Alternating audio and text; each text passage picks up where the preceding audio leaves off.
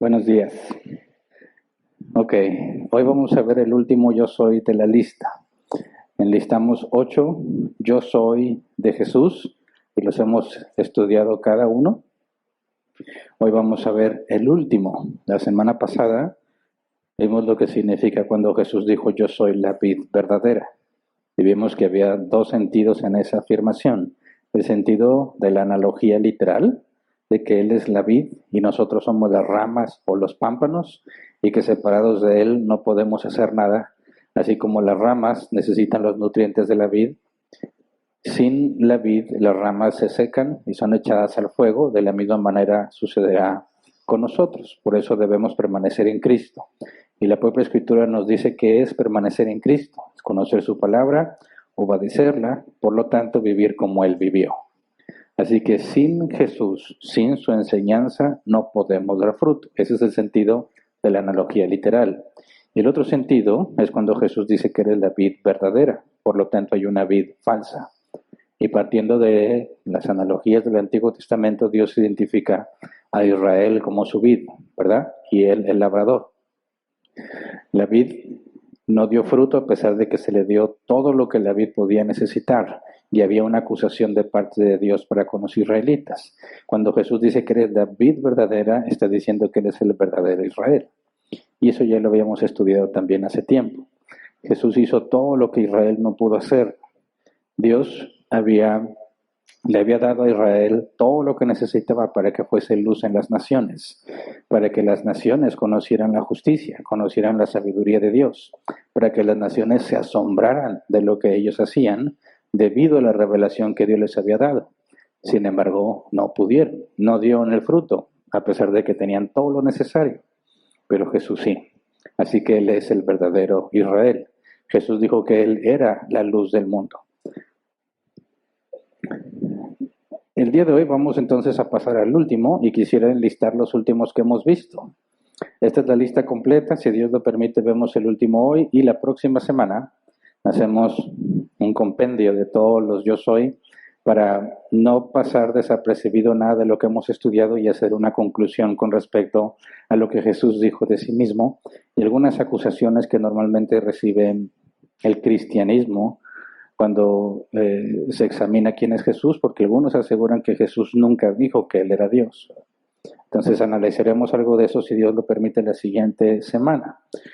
Los yo soy que hemos visto es el pan de vida, la luz del mundo, la puerta de las ovejas, el buen pastor, la resurrección y la vida, el camino, la verdad y la vida, la vid verdadera y este último, antes que Abraham fuese yo soy. Ahora, ese fuese es la Reina Valera 60, así lo traduce la Reina Valera 60. La nueva versión internacional dice antes de que Abraham naciera, yo soy. Y eso lo encontramos en Juan 8:58, dice, ciertamente les aseguro que antes de que Abraham naciera, yo soy. Así que para empezar a estudiar vamos a orar así como estamos. Señor, nos ponemos en tus manos, reconociéndonos incapaces de entender por nuestros propios medios tu palabra. Tu propia palabra enseña que se requiere el Espíritu Santo para discernir lo que tú nos enseñas. Es el Espíritu Santo quien nos guía a toda verdad, quien nos recuerda todo lo que tú has enseñado. Te pedimos que por medio de la palabra te reveles a nosotros y nos hagas libres, Señor, cada vez más libres hasta que llegue el día en que experimentaremos la libertad plena en la glorificación, cuando tengamos el nuevo cuerpo resucitado. Por ahora te pedimos que lo que aprendemos, lo que entendemos, podamos ponerlo en práctica para que la gloria sea tuya. Gracias de antemano. Amén. Bien, Jesús aquí afirma algo que es imposible para alguien de su edad. Si él dice, antes de que Abraham naciera, yo soy, según el NBI, la palabra nacer o fuese, según la Reina Valera 60, es el griego que se traduce como suceder, nacer o llegar a ser. Entonces Jesús está diciendo que antes de que Abraham naciera, Él es, y ese es el griego ego eimi, ¿se acuerdan que lo estudiamos? La forma en la que Dios se refiere a sí mismo cuando dice yo soy. Entonces decir que Él es antes de Abraham implicaría para alguien de su edad que desde que antes de que Abraham naciese, él ya era. Pero eso sería imposible si partimos de la edad de Jesús. Ahora, no sabemos con exactitud qué edad tenía en ese momento, pero Lucas nos dice al principio de su evangelio, Lucas 3:23, que Jesús era como de 30 años cuando empezó su ministerio. Y si tú consideras el tiempo que estuvo en su ministerio, se estima que fueron alrededor de 3 años. Entonces, la idea general es que Jesús murió a la edad de 33 años. Sabemos que Juan se enfoca prácticamente en los últimos momentos de la vida de Jesús. Entonces, podríamos decir que tenía unos 33 años partiendo del cálculo que conocemos. Ahora, ¿hace cuánto vivió Abraham? ¿Alguien tendría alguna idea? Si partimos de hoy hacia atrás, ¿hace cuánto nació Abraham? Bueno, por ahí me puse a buscar las estimaciones siguiendo el calendario gregoriano, porque los judíos tienen su propio calendario, ¿verdad? Entonces, si ellos parten de las genealogías bíblicas para determinar cuántos años han pasado desde que el mundo fue creado, ellos calculan que son 6,000 y cacho. Y siguiendo su propia genealogía establecen la fecha probable en la que Abraham nació, el año, porque no sabríamos el día. Y si haces la conversión a nuestro calendario, algunos estiman que Abraham nació en el 1812 a.C., aproximadamente, ¿verdad? 1812 a.C. Si consideramos el 2023 como punto de partida, diríamos que hace 3,835 años nació Abraham. 3,835 años. Ahora, desde el tiempo en que Jesús está diciendo esto, si suponemos que tiene 33 años y suponemos que según los cálculos más aproximados nació en el 40 antes de Cristo, siempre que ves la historia antes y después de Cristo, pensamos que Cristo nació en el año 0, ¿verdad? Y así se creía cuando se estableció ese calendario. Pero después salió más información y se dieron cuenta que no, que es muy probable que Jesús naciera entre el 6 y el 4 antes de Cristo. O sea, el cálculo falló. Si suponemos que nació el 4 antes de Cristo, en el momento en que Jesús dice esto, teniendo 33 años, habrían pasado 1,841 años desde que había nacido Abraham, ¿verdad? Entonces, para todos los oyentes de Jesús que no saben exactamente quién es Él, escuchan a un hombre de 33 años de edad aproximadamente decir que Él ya es desde antes de Abraham, es algo imposible, ¿verdad? Alguno pensaría, bueno, antes del diluvio los hombres vivían muchos años. Quizás algún prediluviano podría llegar, pues tampoco. ¿Cuál es el hombre más longevo registrado en la Biblia? Matusalén, ¿verdad? Y Matusalén llegó a tener 969 años de vida. 969 para 1841 es casi el doble, ¿verdad? Se queda muy lejos. Así que podremos afirmar, ningún hombre en toda la Biblia podría decir a la edad de Jesús en ese momento de la historia que él podía ser anterior a Abraham. Es imposible. Es imposible.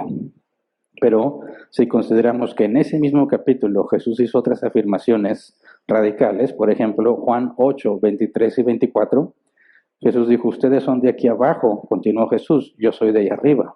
Ustedes son de este mundo, yo no soy de este mundo.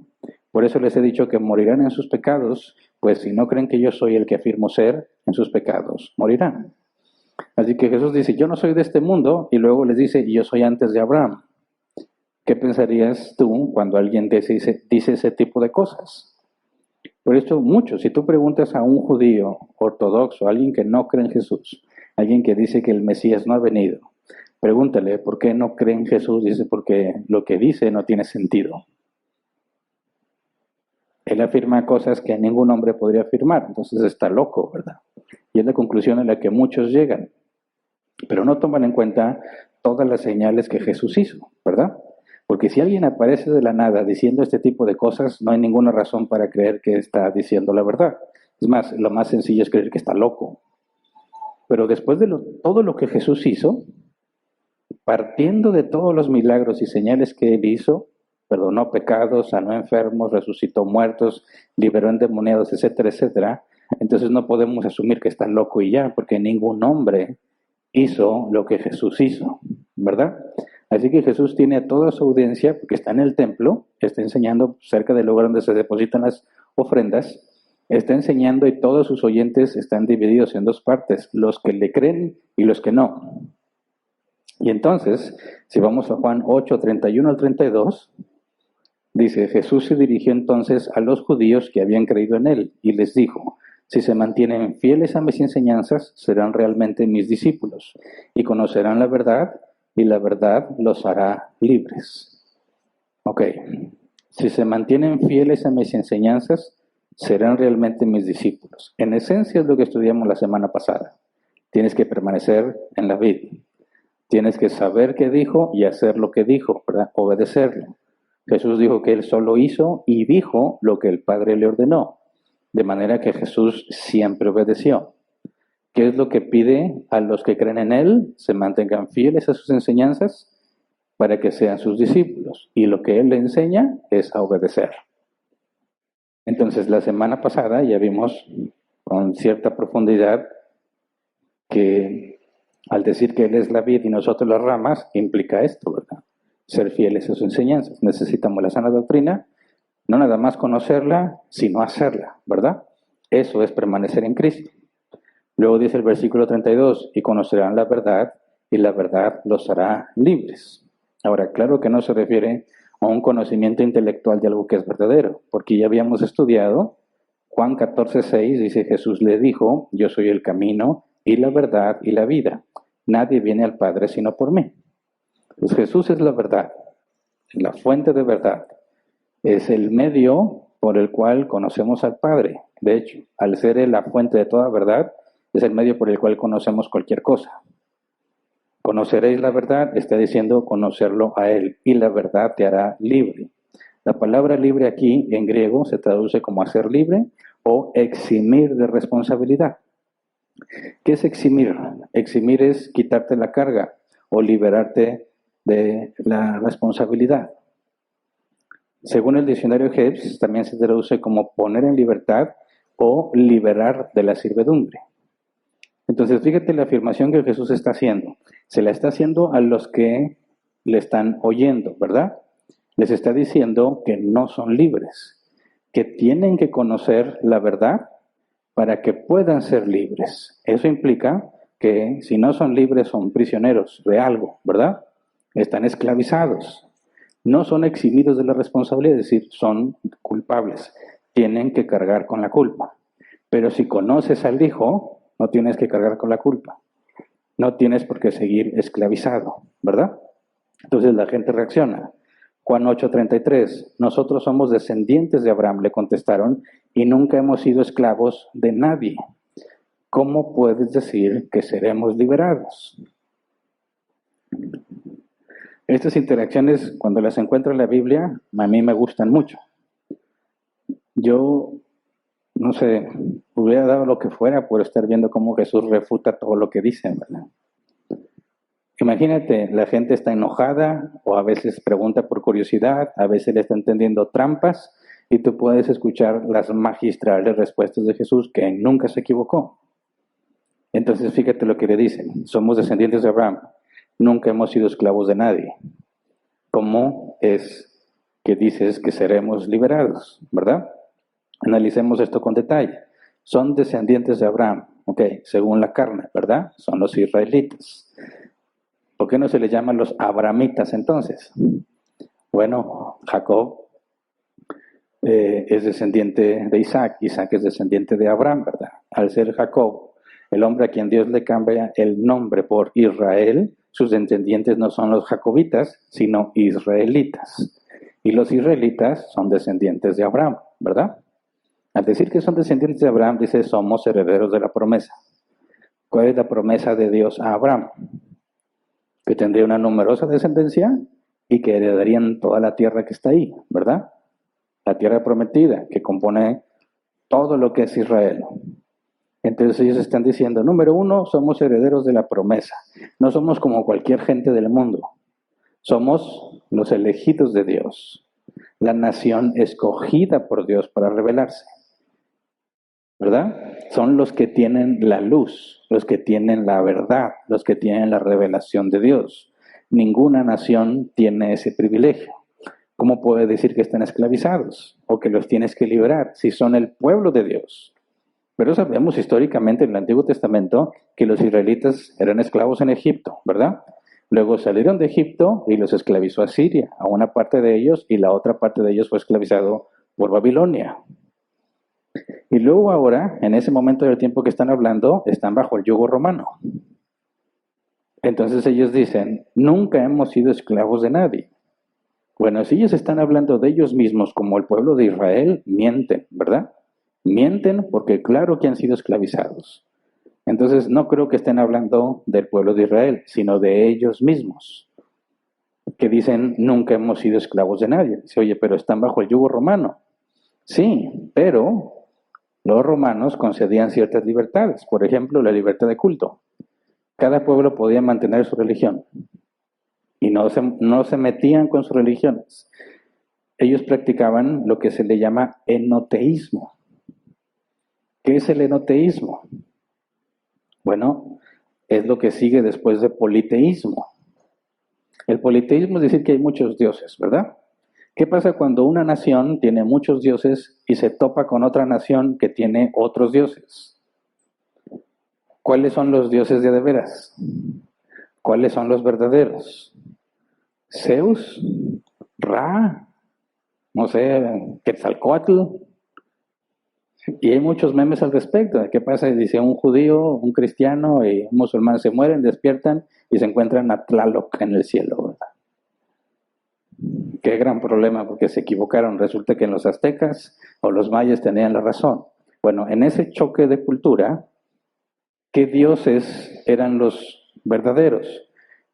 ¿Cómo le hacen para determinar quién tiene la razón? Bueno, se olvidan de cuáles son los verdaderos, asumen que todos son ciertos. Todos los dioses existen, pero están divididos por territorios. Entonces, para los israelitas ellos decían que solo había un solo Dios. Para los egipcios tenían muchos dioses. Para los griegos tenían otros muchos dioses. Y luego los romanos tienen sus propios dioses. Entonces, ¿cómo resolvían ese asunto? Decían, bueno, todos tienen la razón, pero los dioses gobiernan por zonas territoriales. Y si los que tienen un dios en particular o varios dioses en particular invaden a otros, eso no demuestra que sus dioses no existen, sino que los nuestros son más fuertes. Entonces, como no podías hacer que los pueblos dejaran de adorar a sus dioses, lo que dijeron es, vamos respetándonos todos, ¿verdad? Griegos, ustedes tienen sus dioses. Judíos, ustedes tienen su dios. Egipcios tienen sus dioses, los romanos los suyos. Cada quien adore a los dioses que quiera. El enoteísmo es decir, todos los dioses que quieras existen, pero están con responsabilidades limitadas y podemos coexistir, que es algo que se propone hoy en día. Ya no se habla de muchos dioses, sino de todas las creencias. Y todas las creencias son verdaderas. Según ellos, ¿verdad? Es imposible. En aquel entonces así lo resuelven. Entonces los romanos le daban esa libertad a las naciones que dominaban. Los hacían pagar impuestos, ¿verdad? Estaban bajo su ley. No podían aplicar pena de muerte. Es Roma la que tenía que decidirlo. Esas libertades los hacía vivir no como esclavos, ¿verdad? Porque aún ellos tenían sus esclavos. Entonces, cuando dicen, nunca hemos sido esclavos de nadie, lo único que tiene sentido es que digan de ellos mismos, ¿verdad? Estamos bajo el Imperio Romano, pero no estamos esclavizados. Entonces, somos la nación elegida por Dios. No soy un esclavo, a pesar de que los romanos nos controlan. ¿De qué estás hablando, Jesús? ¿De qué me vas a liberar si no soy esclavo de nadie? ¿Se entiende? Pero Jesús no está hablando de ese tipo de servidumbre. Juan 8:34 dice, ciertamente les aseguro que todo el que peca es esclavo del pecado, respondió Jesús. Todo el que peca es esclavo del pecado. ¿De qué está hablando? De lo que en teología se llama la depravación del hombre. La naturaleza caída de los hijos de Adán. Los hombres son esclavos del pecado. Pero si eres esclavo de algo, entonces no eres libre, ¿verdad? El que es esclavo no tiene libertad. De ahí viene la pregunta, ¿cómo es entonces el hombre un esclavo? ¿Es libre o no es libre? Y en esto los cristianos no se ponen de acuerdo, ¿verdad? Dicen, bueno, si soy libre para elegir, entonces yo puedo decidir pecar o no pecar, ¿no? Si no soy libre para decidir, entonces no me pueden acusar de pecado. Quizás alguien entre nosotros dice, yo soy libre, ¿verdad? A mí nadie me tiene esclavizado, lo mismo que decían esos que oían a Jesús. Yo decido hacer lo que yo quiero hacer. Entonces genera problemas de los dos tipos. Número uno, si no soy esclavo y soy libre, Jesús dice que soy esclavo. Hay un problema con lo que Jesús dijo. Ahora, y si realmente soy esclavo y no libre, ¿por qué la Biblia dice que al final de los tiempos voy a ser juzgado según mis obras? ¿Bajo qué cláusula, bajo qué condición me juzgas si no soy libre? No me podrías condenar, no me podrías acusar porque no fui libre para hacerlo. Entonces, ¿eres libre o no eres libre? Cualquiera de las dos que escojas te mete en problemas, ¿verdad? ¿Qué respondes? Hay cristianos que afirman, soy libre completamente, yo puedo hacer lo que quiera. No hay nada en mí que me predisponga a algo. Y hay cristianos que dicen, no, yo soy un títere. Yo no hago nada. Todo lo hace Dios. Por lo tanto, se consideran sin responsabilidad alguna por sus acciones. Pero ¿cuál es la afirmación correcta? ¿Eres libre o no? Mira, si la Biblia dice que vas a ser juzgado por tus obras, o si eres salvo, vas a ser juzgado por tus obras, pero para recompensa, entonces eres responsable de lo que haces, ¿verdad? Si eres responsable de lo que haces, eres libre para decidir. Pero al mismo tiempo Jesús dice que eres un esclavo. Entonces, ¿cómo lo resolvemos? El teólogo Jonathan Edwards, me parece que la manera en que lo explica y lo clasifica ayuda a entender y a resolver este aparente problema, porque en realidad no es ningún problema si lo analizamos con detalle. Entonces, voy a tratar de explicar de forma resumida lo que Jonathan Edwards propone para resolver este aparente problema. Hay que separarlo en dos partes, tu habilidad natural y tu capacidad de tomar decisiones. Tu habilidad natural, Edwards le llama capacidad natural. ¿Qué es la capacidad natural? Es lo que yo tengo naturalmente a mi alcance. Por ejemplo, si yo no pudiera mover las piernas, yo no puedo tener la libertad de ponerme de pie, ¿verdad? Porque mis piernas no funcionan. Yo soy capaz de ponerme de pie si naturalmente tengo esa habilidad, mis piernas. Soy incapaz de ponerme de pie si mis piernas no funcionan. Así que hay una capacidad natural y una incapacidad natural. Lo que puedo físicamente hacer o no puedo hacer. Si yo decido estar sentado y me siento, tengo la capacidad natural para hacerlo.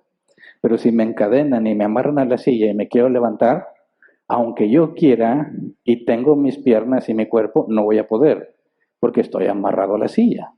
Así que soy incapaz, naturalmente hablando, de ponerme de pie.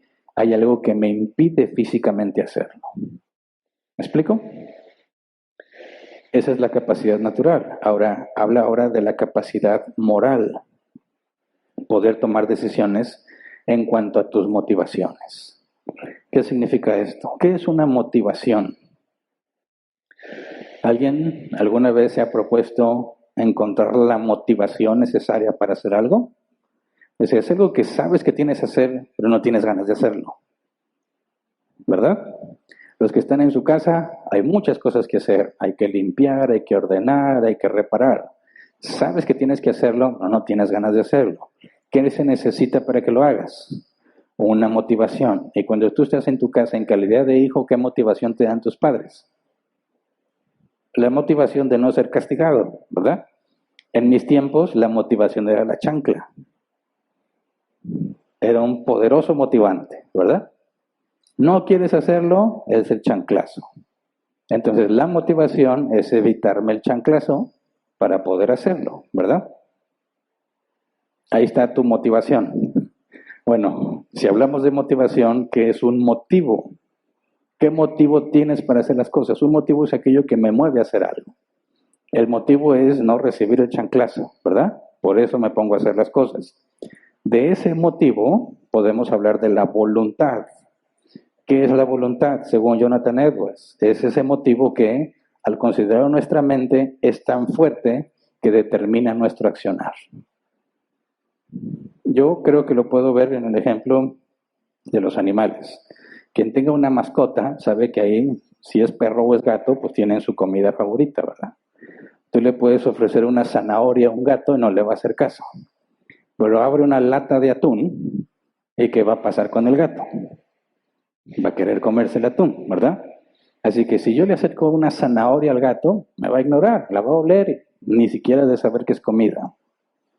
No hay ningún motivo, ¿verdad? Pero cuando abres la lata de atún y lo huele, y más si ya lo ha probado, va a hacer todo lo posible por comer lo que está ahí. Su motivación es ese accionar necesario para comerse el atún. ¿Me explico? Él tiene la voluntad de comerse el atún porque tiene un motivo, comérselo. Ese motivo es lo que hace que tengas una voluntad.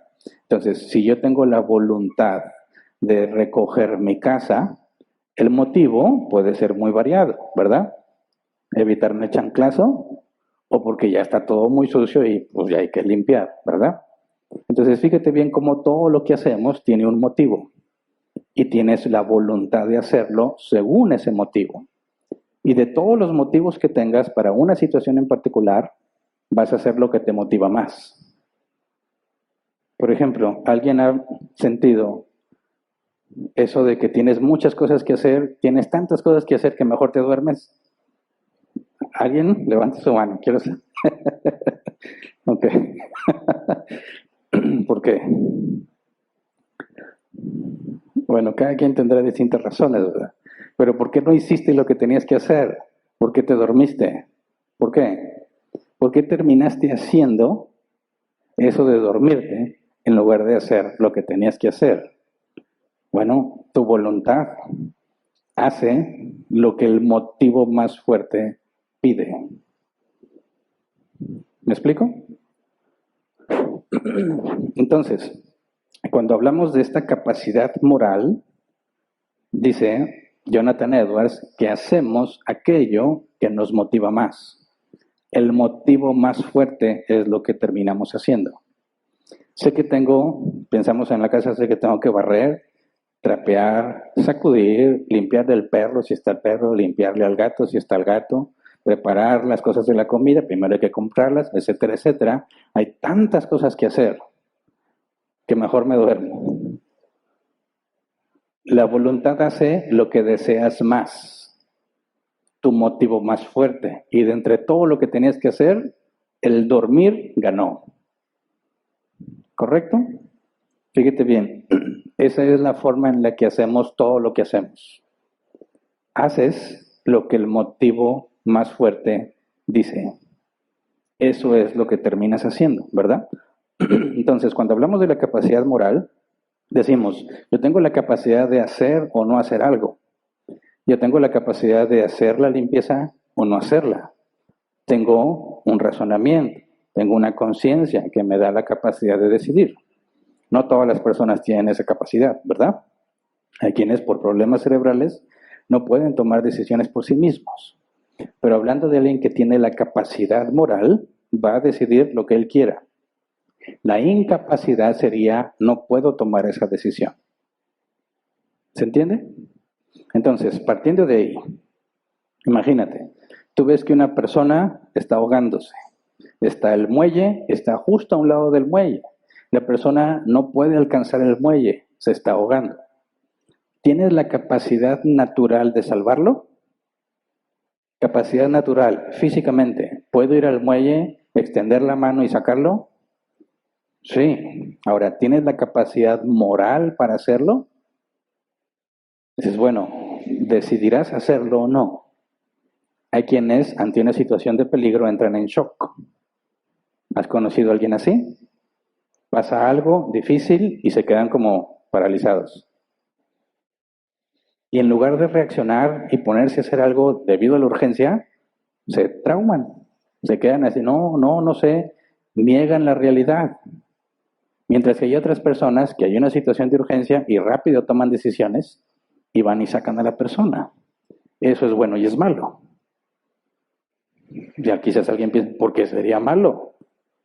Bueno, pues imagínate que no hay muelle, se está ahogando la persona, tú sabes nadar, ¿te meterías a sacarlo? ¿Qué piensas? ¿Es una decisión fácil o una decisión difícil? Bueno, si tú partes de la teoría, yo sé nadar, esa persona no, entro al agua y lo saco. Pero ¿cómo se comporta una persona que se está ahogando? ¿Alguien ha tenido la oportunidad de ver eso de cerca? ¿Alguien ha tratado de ayudarle a alguien que se está ahogando? Sí. ¿Qué pasa con esa persona? Entra en un modo de supervivencia, donde la adrenalina lo controla. Y el momento en que tú le acerques la mano, te va a hundir para poder mantenerse a flote. Tienes que saber cómo sacar a una persona de ahí y no morir en el intento. No nada más es aventarte al agua. Entonces, ¿se está ahogando alguien? ¿Tiene la capacidad natural de salvarlo? Sí, pero moralmente, ¿qué vas a decidir? Otra situación. Vas por la calle, ves que va una muchacha sola y hay hombres molestándola. ¿Tienes la capacidad natural de salvarla? Gracias. Sí tienes la capacidad natural. Puedo decir, ya, déjenla en paz. ¿Qué es lo que puede pasar cuando digas eso? Que digan, ¿tú qué? Con una pistola. Y ha habido casos en las noticias donde lo matan. Ahora piensa, ves a una mujer en peligro, tienes la capacidad natural de salvarla, sí, pero ¿qué vas a decidir? Ahí se pone complejo, ¿verdad? ¿Cuál es mi motivo más fuerte? ¿Preservar mi vida o salvar la vida de alguien más? ¿Salvaguardar mi integridad o la integridad de alguien más? ¿Qué vas a terminar haciendo?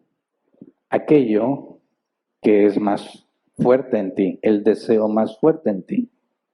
Hay personas que dicen, no importa, yo no puedo quedarme viendo, voy a tener que meterme, ya sea para sacar al que se está ahogando o para librar a la muchacha que están molestando. Y hay quienes dicen, no, no me puedo meter porque tengo esposa, tengo hijos. Y a la hora que me involucre, si las cosas salen mal, ellos van a perder. Así que no es una decisión simple, ¿verdad? Entonces, cuando hablamos con respecto a lo que Jesús dice, todo el que peca es esclavo del pecado. ¿Qué es el pecado? Del griego, agios, errar al blanco.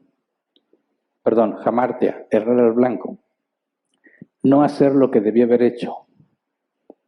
Eso puede ser de acción o de omisión. No hice lo bueno que debía haber hecho o hice lo malo que no debía haber hecho. Dice, eres esclavo del pecado. ¿Alguien de aquí es obligado a pecar? Levante su mano. ¿Cuándo te han obligado a pecar? Nunca. Sin embargo, pecas. Pecas libremente, ¿verdad? ¿Cómo sabemos que alguien hace algo libremente? ¿Cómo podría saber que alguien hizo lo que hizo en libertad? Porque escuchas cada excusa. ¿Por qué lo hiciste? Pues no tenía de otra. Me obligaron. La carne es débil. Es que él me dijo. No, no. ¿Por qué hiciste lo que hiciste? Porque pecaste, porque tomaste una decisión, ¿verdad? Sabías que estaba mal y aún así lo hiciste. Entonces, ¿por qué Jesús dice que eres esclavo del pecado? Si pequé libremente, ¿cómo podemos entenderlo? Bueno, con la información que nos da Jonathan Edwards, podemos hacer un análisis de Adán y Eva antes y después de la caída, porque nosotros somos descendientes de Adán y heredamos su naturaleza pecaminosa, ¿verdad? Antes de que Adán y Eva pecaran, ¿eran libres? Bueno, vamos a ver, ¿qué se requiere para que alguien haga algo con libertad? Número uno, decidiste según las circunstancias. Tú viste la situación y dijiste, sí o no. Tú lo decidiste. Número dos, nadie te estaba, eh, nadie influyó en tu decisión obligándote a hacer algo, como apuntarte con una pistola, ¿verdad? Y número tres, si la circunstancia fuese diferente, hubieras hecho otra cosa. Esas tres cosas se requieren para decidir si alguien hizo con libertad lo que hizo o no. Yo decidí en base a la circunstancia, nadie estaba influyendo desde afuera, y si la situación hubiese sido diferente, hubiera decidido otra cosa. Aplica eso a el que se está ahogando. Yo decidí salvarlo según la circunstancia, ¿verdad? Nadie me apuntó con una pistola o amenazó a mi familia para que lo salvara. Y si no se estuviera ahogando, yo hubiera hecho otra cosa, ¿verdad? Entonces, si yo me tiro a tratar de salvarlo, lo hice libremente. Pero si alguien le dice, apuntando con una pistola, más te vale que te metas al agua y saques a esa persona, decimos, no lo hizo libremente, lo obligaron a hacerlo. Aún así, tomó la decisión de hacer caso, ¿verdad? Porque pudo haber dicho, pues mátame. Pero dijo, no, aquí seguro me matan, allá a lo mejor vivo. Mi mejor opción es darle por allá. Entonces, ¿cómo podemos entender que somos esclavos del pecado? Velo de esta forma. Capacidad natural es físicamente puedo hacer lo bueno y lo malo, ¿verdad? Físicamente puedo sacar desde el muelle el que se está ahogando. Físicamente puedo decir, no, ni modo, ¿para qué se mete al agua? Que se muera. No hay nadie ni nada que físicamente me impida, ¿verdad? Y moralmente puedo decidir extender la mano o puedo decidir ignorarlo, las dos cosas. Entonces, Adán y Eva, antes de pecar, tenían en ellos la capacidad natural de hacer solo lo bueno y de hacer solo lo malo, ¿verdad? Podían hacer solo lo bueno o solo lo malo. Pensemos en el fruto prohibido. Tenían la capacidad Adán de decir, nunca lo voy a comer y hacerlo. Sí, nadie lo obligó a comer, ¿verdad? De la misma manera, tenía la capacidad natural de tomar del fruto y comer. Sí, no había ningún querubín alrededor del árbol ni nada protegiendo el árbol. Naturalmente podía ir y tomar o podía no ir. Podía decidir, ahora es la capacidad moral. Él podía decidir, jamás voy a tomar de ese fruto. Sí, él podía decidir tomar del fruto también, ¿verdad? Fíjate bien, tenían la capacidad de hacer solo lo bueno y solo lo malo. Cualquiera de las dos. Después de que comen del fruto, ¿qué pasó con ellos? ¿Siguen teniendo la capacidad natural de hacer lo bueno? Sí. ¿De hacer lo malo? También. Naturalmente, ¿podían hacer solo lo bueno? Sí. Mi cuerpo, mis capacidades me permiten hacer lo bueno siempre, nada me lo impide. ¿Pero por qué no lo hago? Porque ahí entramos a la capacidad moral. ¿Moralmente puedo hacer siempre lo malo? Yo puedo decidir hacer lo malo siempre, ¿verdad? Ok, ¿puedo decidir hacer siempre lo bueno? Ahí está el problema. Es en esa área en particular donde tenemos un problema. Y la evidencia es esta. ¿Quién de aquí, si se propone en este momento, ya no voy a volver a pecar de aquí hasta que me muera, quién puede cumplirlo? Nadie. Pero si yo digo, de aquí en este momento voy a hacer todo lo malo que pueda, hasta que me muera, todos podemos cumplirlo. Entonces, si no eres libre para dejar de hacer lo malo, eres esclavo. ¿Me explico? Sí tienes libertad, pero está limitada. No puedes hacer solo el bien. Pero no porque alguien me obligue, sino porque me gusta hacer el mal. Jesús dijo, esta es la condenación, la luz vino a los hombres, pero los hombres amaron más las tinieblas, porque sus obras son malas. Ese es el problema de la humanidad. ¿Tenemos libertad para elegir? Sí, ese es el problema. Que tengo la libertad para elegir lo malo. Y lo malo me gusta. Y no puedo dejar de hacerlo. ¿Por qué? Porque me gusta mucho. Esa es la razón del por qué pecamos. Si el pecado fuese desagradable, ¿quién pecaría? Nadie. El pecado es placentero, pero dura muy poco. Es un breve instante y ese placer desaparece. Pero es ese placer lo que se convierte en nuestra motivación más fuerte. De alguna forma nos convencemos a nosotros mismos que lo mejor que nos puede pasar es darnos ese placer. Ya sea mentir, ya sea robar, ya sea lo que sea. Todo lo haces en búsqueda de tu bien, de tu propio bien, de tu propio placer. Ahí es donde Jesús dice, eres esclavo de lo malo, pero lo haces libremente, por eso es responsable de lo que haces. Jesús está dándoles este conocimiento. Todos, fíjate bien, a todos los que lo están oyendo, todos ustedes son esclavos del pecado. No pueden dejar de hacer el mal. Eso conlleva un serio problema. Dios es justo. ¿Cómo puedes habitar con Dios si no puedes dejar de hacer lo malo? No se puede. No se puede. Por lo tanto, todos están condenados. Ese es el problema al cual ataca el Evangelio. Todos están condenados porque nadie puede hacer solo el bien. Ahora, volvamos a las palabras de Jesús. Juan 8, 34 al 36. Ciertamente les aseguro que todo el que peca es esclavo del pecado, respondió Jesús. Ahora bien, el esclavo no se queda para siempre en la familia, pero el hijo sí se queda en ella para siempre. Así que si el hijo los libera, serán ustedes verdaderamente libres. ¿Cómo es que entra el tema del esclavo y del ser libres? Jesús está hablando del pecado, ¿verdad? Dice, el esclavo no se queda para siempre en la familia, pero el hijo sí se queda en ella para siempre. Para ellos es una situación cotidiana eso, porque la esclavitud estaba en todas partes. ¿Qué pasa si tú compras un esclavo? Porque se compraban o se heredaban, ¿verdad? Si un hombre compraba un esclavo y este hombre moría, la propiedad sobre ese esclavo pasaba al hijo. Entonces los hijos heredaban esclavos. ¿Qué pasa si un esclavo hace lo malo y no obedece? ¿Vas a batallar con él toda la vida? No, lo vendo, me compro otro, ¿verdad? Dices, qué feo, pero así era. Se habla de una propiedad. Tienes un carro, fíjate el razonamiento de muchos. Tengo un carro y falla mucho. ¿Qué hago con el carro? Pues lo vendo.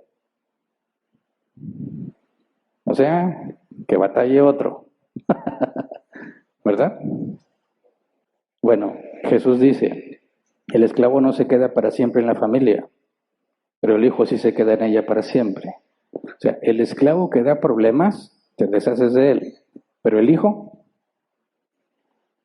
¿tu hijo puede dejar de ser tu hijo? No. Puedes decirle a alguien, hombre, yo ya no, ahora tú vas a ser su padre. Algunos lo hacen, pero no se puede.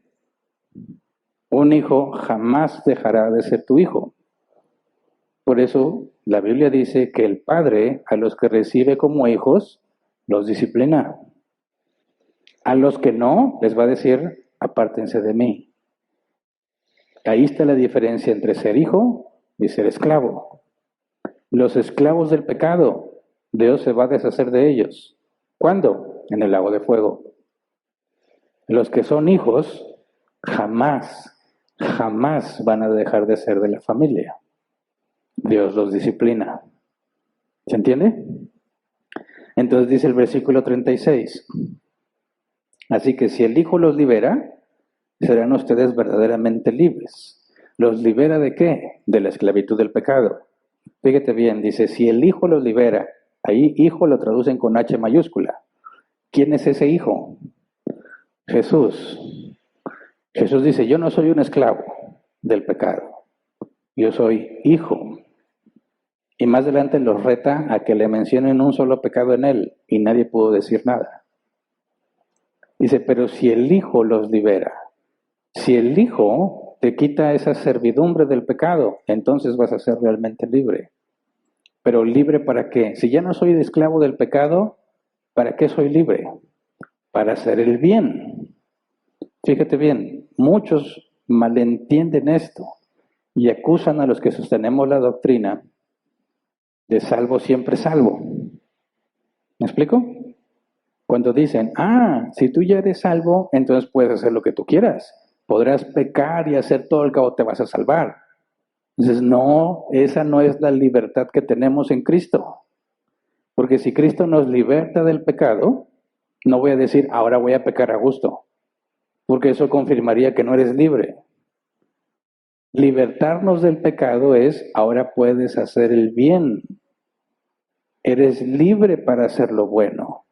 Esa es la libertad que tenemos en Cristo. Por eso, en tiempos anteriores, cuando estaba toda la esclavitud en nuestro país vecino, en Estados Unidos, y también llegó por acá, por supuesto, los esclavos, cuando recibían el Evangelio, se consideraban libres. Y decían, qué tontos, son esclavos y piensan que son libres. No, es que no estás entendiendo a qué libertad se refieren. La libertad para hacer el bien, independientemente de tu estatus social.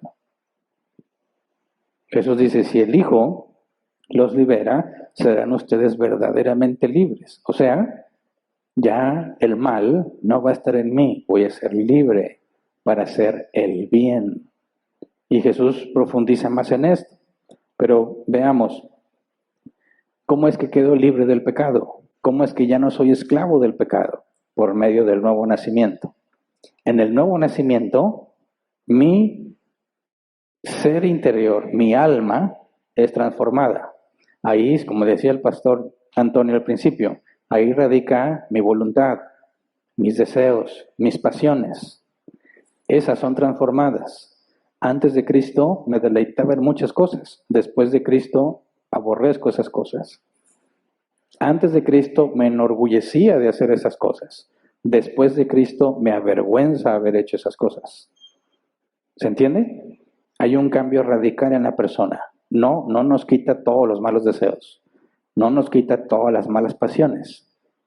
Pero de todo lo que nos quita queda una evidencia clara y visible para cualquiera que te haya conocido.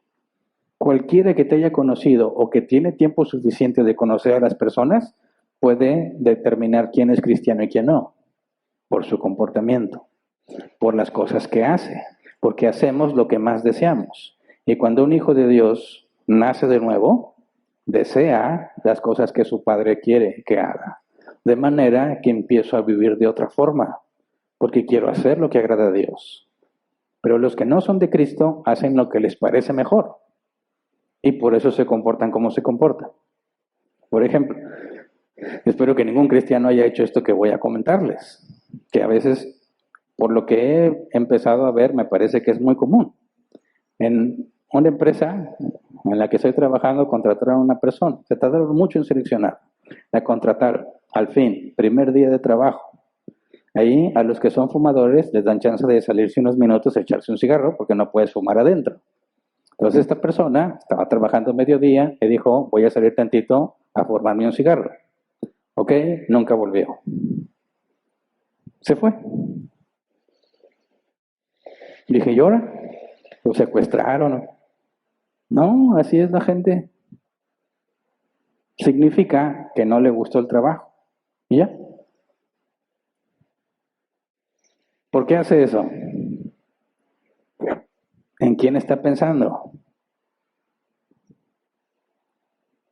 ¿Por qué no dijo, ¿saben qué? Digo, tiene todo el derecho de decir, esto no es lo que yo pensaba, no me gusta. Es más, hasta le puede decir, me caes mal, ya no voy a regresar, ¿verdad?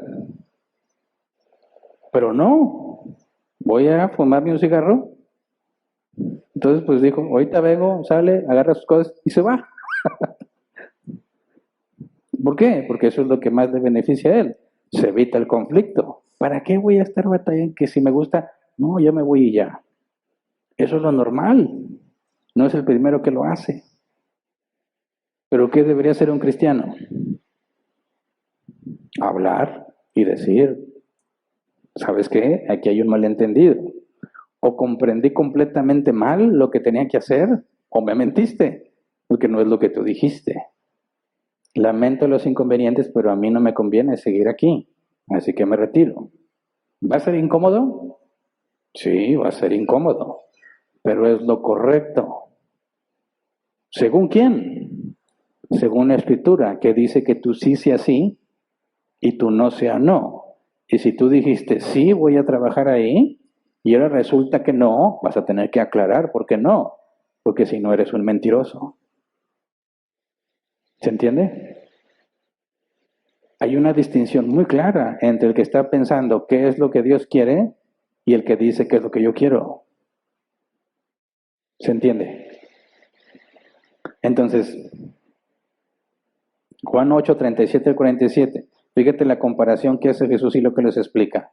Juan 8, 37 al 47. Dice, yo sé que ustedes son descendientes de Abraham.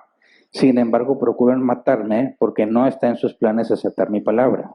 Yo hablo de lo que he visto en presencia del Padre, así también ustedes hagan lo que del Padre han escuchado.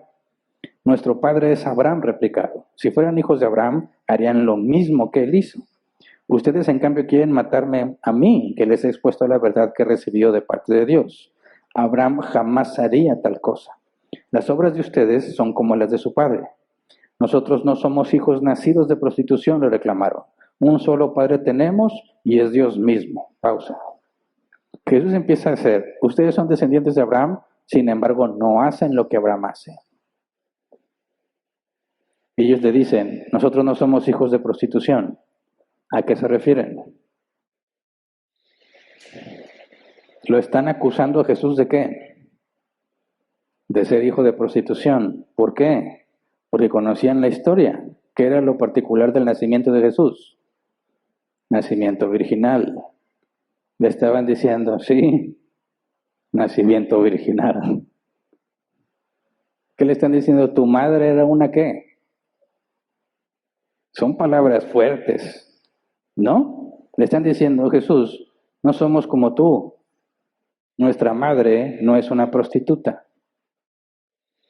¿Están siendo educados y pacientes? No, lo están atacando.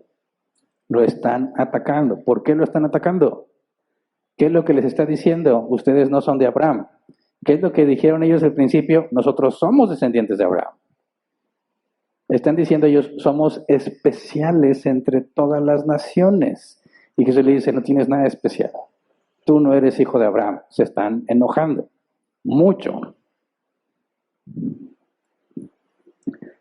Versículo 41. Las obras de ustedes son como las de su padre. Nosotros no somos hijos nacidos de prostitución, le reclamaron. Un solo padre tenemos y es Dios mismo. Versículo 42. Si Dios fuera su padre, les contestó Jesús, ustedes me amarían porque yo he venido de Dios y aquí me tienen. No he venido por mi propia cuenta, sino que Él me envió. Pausa. Este es un versículo que no le va a causar gracia a ningún judío. Porque ellos afirman que son el pueblo de Dios y al mismo tiempo niegan a Jesús. ¿Y qué es lo que dice Jesús? Si ustedes fueran del Padre, me amarían a mí. Por eso es imposible que alguien diga que yo soy de Dios y al mismo tiempo niegan a Jesús. Versículo 43. ¿Por qué no entienden mi modo de hablar? Porque no pueden aceptar mi palabra. Ustedes son de su padre el diablo, cuyos deseos quieren cumplir.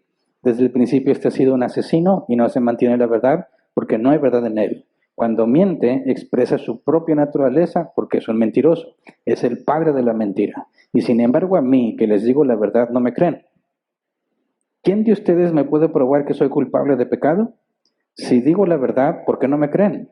El que es de Dios escucha lo que Dios dice, pero ustedes no escuchan porque no son de Dios. Ahora quiero que reflexionemos en esto con mucho detalle.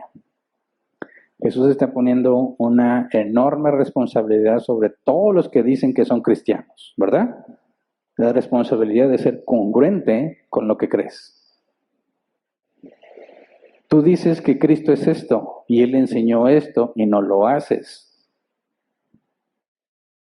Y según Jesús, fíjate bien, el enfoque que le da Jesús en el versículo 44, ustedes son de su padre el diablo. ¿Por qué? Dice, cuyos deseos quieren cumplir. Cuyos deseos quieren cumplir. ¿Qué es lo que desea alguien que es del diablo? Lo mismo que el diablo desea. Fíjate bien en esto. Muchos tienen la idea de que el diablo nada más te quiere hacer daño, ¿verdad? Y es verdad, pero no como tú crees. Porque muchos dicen que cuando ellos se refieren al diablo, se imaginan un tipo buena onda, ¿verdad? Relajado, sin ataduras morales. Que dice, no me importa lo que hagas mientras seas feliz, ¿verdad? Y los cristianos pensamos que nos está atacando y nos dice, soy el diablo, te voy a matar. ¿Cómo es que trabajas en conjunto con el diablo? ¿Cómo es que el mundo está bajo el yugo del diablo? Porque desean lo mismo. Y tu deseo más fuerte es el que vas a terminar haciendo, ¿verdad? Satanás, según la propia escritura, es astuto. Y él sabe que tu carne desea lo mismo que él desea. Así que si estás haciendo lo malo, te va a dejar en paz. ¿Me explico? Va a decir, a este no me lo molesten. Este ya está en sintonía. ¿Verdad? Pero el que pretende hacer lo bueno va a estar buscando persuadirlo de que hay cosas más placenteras que debería estar haciendo. ¿Me explico? Así que en cierto sentido, cuando dicen, no, pues con el diablo pura fiesta, pues sí, te va a dejar hacer todo lo que tú quieras, pero no porque no le importa, porque tiene la mente abierta, sino porque quiere que seas destruido junto con él. Él sabe que va a ser echado al lago de fuego, la Biblia lo afirma, pero no se quiere ir solo. Y te va a poner todas las comodidades y medios posibles para que hagas tus deseos, que son los mismos que él. Por eso el diablo en griego o Satán en hebreo la se traduce como acusador. Porque ahorita no te pone estorbo si estás haciendo lo que te gusta. No te va a poner trabas si estás en el camino que él quiere que sigas. Pero te acusa ante el juez justo para que te destruya. Entonces, nosotros los cristianos que nos jactamos de conocer a Cristo, sométete al criterio de Jesús. Imagínate que le dices, yo soy cristiano, yo soy hijo de Dios, y que Jesús te diga, hijo de Dios, si lo quieres, lo que tú realmente quieres hacer es lo que desea el diablo. Fíjate bien hasta dónde se identifica al que es cristiano. ¿Dónde está tu deleite? ¿Qué es lo que quieres hacer? Porque hay muchos que dicen, sí, quiero hacer esto, pero no lo hago. Y siempre están luchando con ellos, no lo voy a hacer, no lo voy a hacer, no lo voy a hacer, ¿verdad? Y por eso piensan que ya están haciendo lo bueno. No, se requiere algo mucho más profundo. Es dónde está tu deleite, dónde están tus deseos. ¿Te deleitas en las cosas de Dios y a veces no las haces? ¿O te forzas a hacerlo de Dios cuando en realidad deseas otra cosa? Ahí se revela quién es hijo de quién. Les está dando duro a todos estos judíos que están diciendo que son descendientes de Abraham. Si fueras descendiente de Abraham, serías nacido de nuevo, es lo que está diciendo Jesús, ¿verdad? Confiarías en Dios como Abraham confiaba. Abraham no fue perfecto, tuvo muchos errores y los tenemos registrados. Y aún así, dice la Escritura, su fe fue contada por justicia. De manera que Abraham deseaba hacer lo que Dios quería, aunque muchas veces no lo hizo.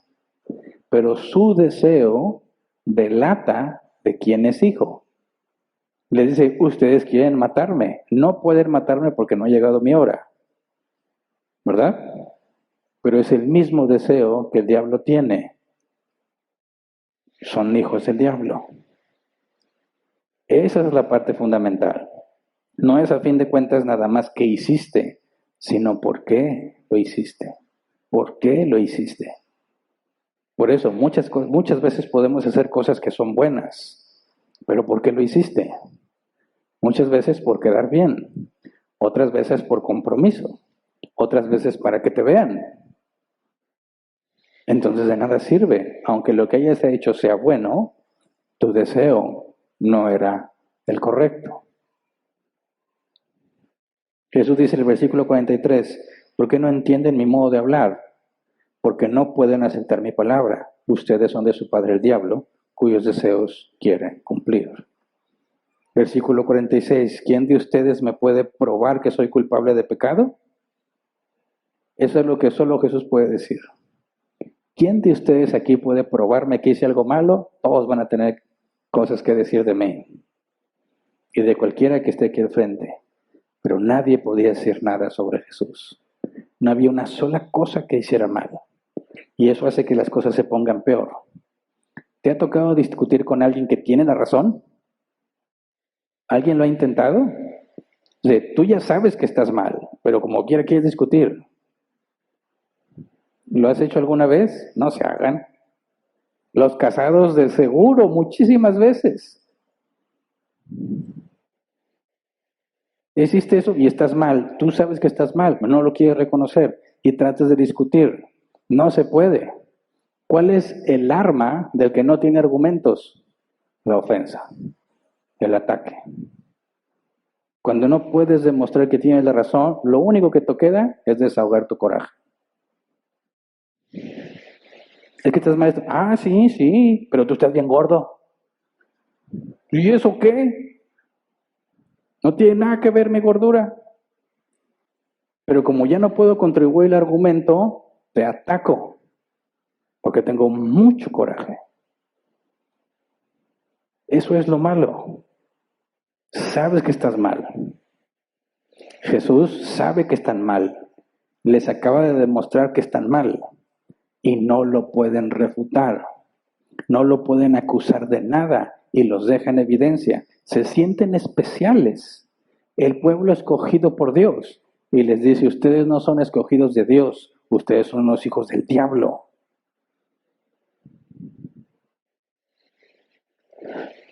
Y muchas veces eso es lo que tenemos que escuchar para reaccionar. Porque nos autojustificamos con el pecado. Encontramos una buena justificación del por qué lo hicimos. Y pretendemos dejarlo así. Pero la confrontación es algo muy difícil de soportar cuando sabes que estás mal. Porque no te puedes defender. Lo único que te queda es humillarte. Y estos que están escuchando a Jesús no se quisieron humillar. Versículo 47, el que es de Dios, escucha lo que Dios dice. Pero ustedes no escuchan porque no son de Dios. ¿A qué se refiere aquí con escuchar? Todos lo están escuchando. Se refiere a cuando tú le dices a una persona, por favor, ve y haz esto. Y no lo hace. Yo te pregunto, ¿te escuchó? No, sí te oyó. ¿Pero te escuchó? No, no te escuchó. ¿A qué se refiere? Hizo caso omiso de lo que le dijiste. Dice, el que es de Dios, escucha lo que Dios dice. No nada más es decir que oyes, sino que lo haces. Pero ustedes no escuchan porque no son de Dios. ¿Alguna vez has conocido a una persona a la que le hablas y le dices, esto es lo que debes hacer, esto es lo correcto? Y él dice, sí, pero no lo hace. ¿Por qué no lo hace? Él sabe que es lo correcto, pero no lo hace. No puede, no quiere hacerlo. Muchísimas personas me han pedido consejo muchas veces. Les digo, esto es lo que debes hacer. ¿Qué crees que terminan haciendo? Nada que ver lo que le dijiste. A veces dan ganas de preguntar, a ver, ¿me preguntas porque lo vas a hacer o es cultura general?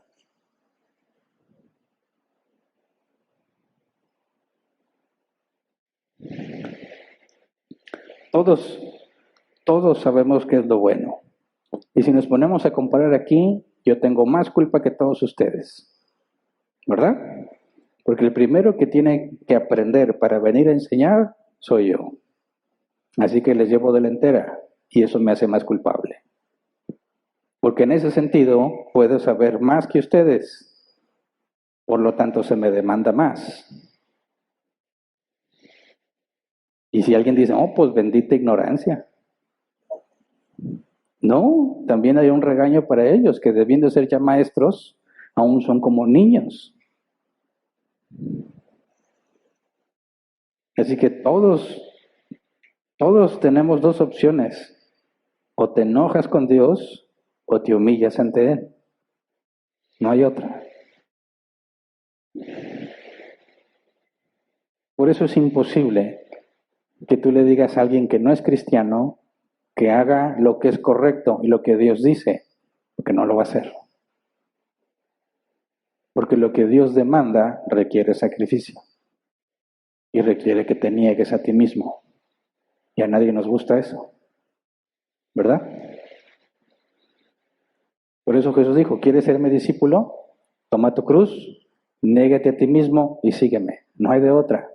Hacer lo bueno implica que no haces lo que tú quieres. Implica que tú pierdes. Implica que tú sacrificas y otros no. Y eso es muy difícil de hacer. ¿Por qué yo? ¿Por qué me tengo que sacrificar yo? ¿Por qué me tengo que aguantar yo?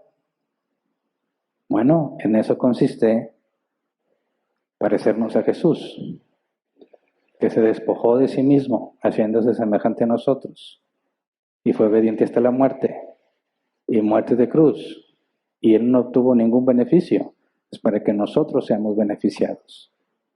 Seguir a Cristo es muy difícil. Y a esta gente que le encanta sentirse especial, ya les dijo hijos del diablo, que en realidad lo son. Así que está ya en contra de Jesús, Juan 8, 48 al 53. ¿No tenemos razón al decir que eres un samaritano y que estás endemoniado?, replicaron los judíos.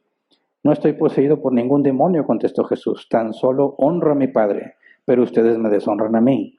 Yo no busco mi propia gloria, pero hay uno que la busca, y Él es el juez. Ciertamente les aseguro que el que cumple mi palabra nunca morirá. ¿De qué está hablando? De la vida eterna. Versículo 52. Ahora estamos convencidos de que estás endemoniado, exclamaron los judíos. Abraham murió y también los profetas, pero tú sales diciendo que si alguno guarda tu palabra, nunca morirá. ¿Acaso eres tú mayor que nuestro padre Abraham? Él murió y también murieron los profetas.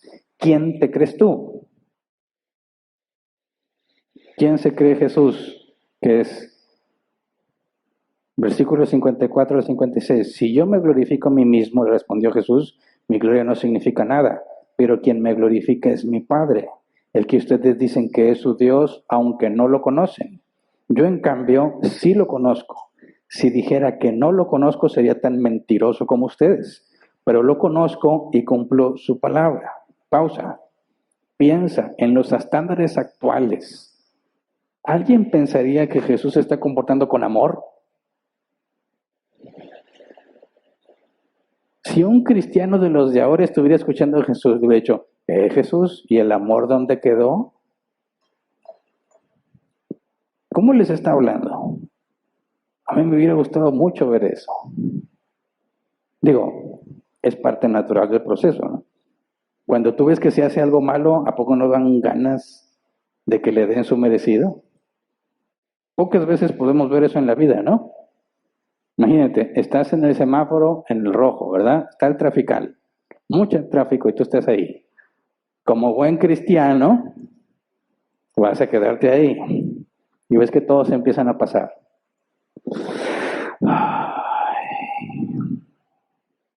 ¿A quién le dan unas ganas de que llegue un tránsito ahí? Y los pare y los multe, es más que le quiten el carro. ¿A cuántos Dios les ha concedido ver que eso pasa? Levanten su mano. Muy poquitos, 2 o 3. Muy pocas veces ves que al malo se le dé su merecido. Muy pocas veces. Piensa, están insultando a Jesús. Jesús les dice la verdad. ¿De qué te darían ganas en ese momento? Que les digan sus verdades, y eso es lo que Jesús hizo. Les dijo todas sus verdades. ¿Verdad? Así como es Él, así es el Padre. Por eso hay un proverbio que dice, respóndele al necio como merece. Así que sí, hay situaciones donde eso es lo correcto, responderle a alguien como se merece. El problema es que nosotros somos bien corruptos y le agregamos de nuestra cosecha. ¿Verdad? Por eso es bien fácil desviarse. Hay una línea muy delgada entre decir la verdad y desquitarse. ¿Verdad? ¿Estamos de acuerdo en eso? Pero es bíblico decirle sus verdades a alguien en ciertas circunstancias. Y fíjate lo que Jesús está diciendo.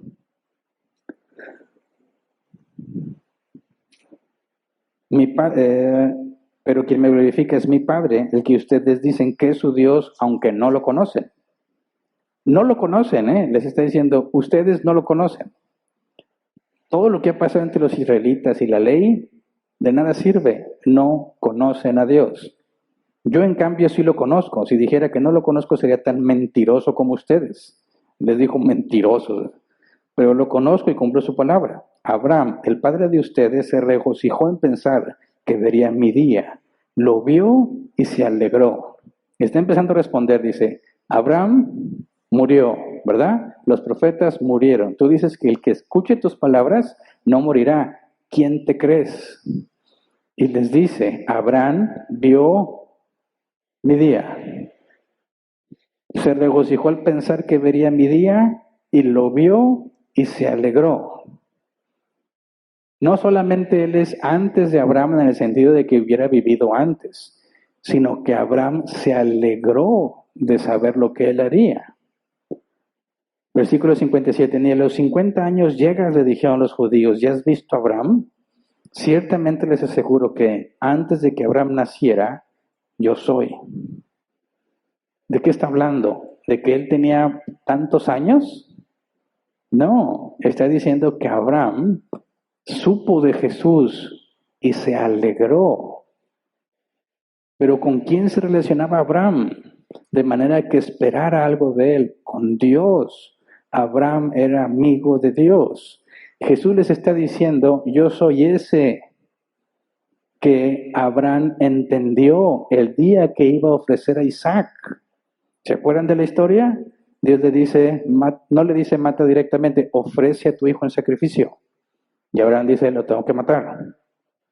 ¿Por qué Dios pediría que mataran a alguien? ¿Se te ocurre alguna razón?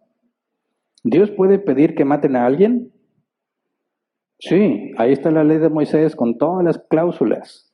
Cuando alguien adulteraba, mátenlo, ¿verdad? A los dos, no nada más a uno, a los dos. Un hombre violó a una mujer, mátenlo, ¿verdad? Un hombre secuestró a otro hombre, mátalo. Un hombre no guardó el día del reposo, mátalo. Un hombre hizo que una mujer embarazada perdiera al bebé, mátenlo. Hay muchas razones por las cuales Dios demanda que le quiten la vida. ¿Por qué querría Dios que le quitaran la vida a Isaac? ¿Puede hacer eso? Claro. Isaac no era un niño. Lee la palabra en hebreo y lee que subiendo al monte él llevó la leña porque Abraham no podía. Isaac no era un niño pequeño. Por el hebreo que viene ahí estaba en edad casadera, lo que implica que era de adolescente para arriba. ¿Isaac pecaba? Claro. Cuando Dios dice ofrece a tu hijo, ¿bajo qué condiciones Dios pide que se le quite la vida a alguien? La paga del pecado es la muerte, ¿verdad? Rumbo a donde se va a hacer el sacrificio. Isaac le pregunta a su padre, aquí está la leña, ¿dónde está el sacrificio?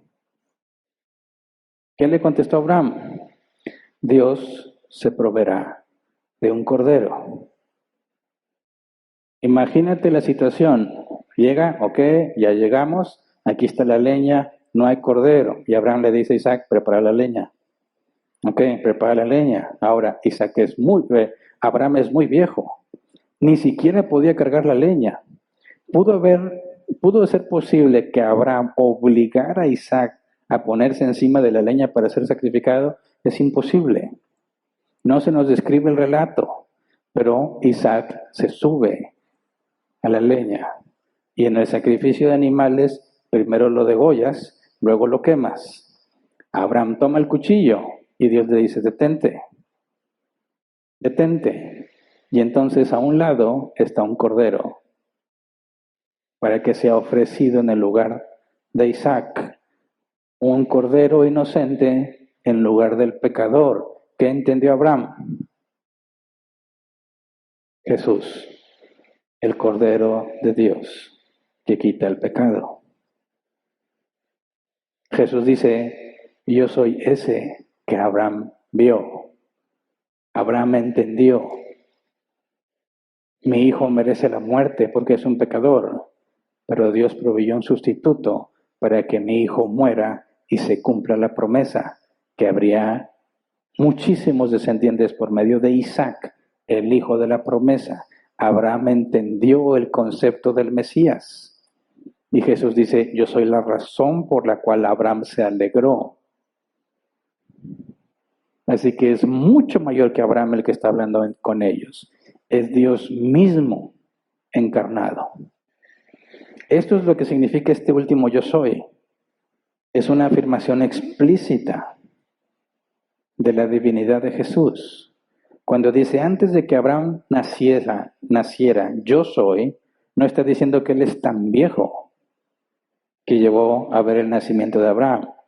Está diciendo, yo soy aquel que se relacionó con Abraham. Yo soy aquel por el cual Abraham se alegró.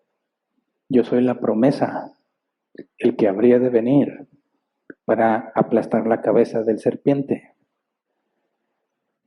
Por eso este yo soy está al último, porque entre todos los yo soy este es el más claro, que se refiere a la divinidad de Jesús.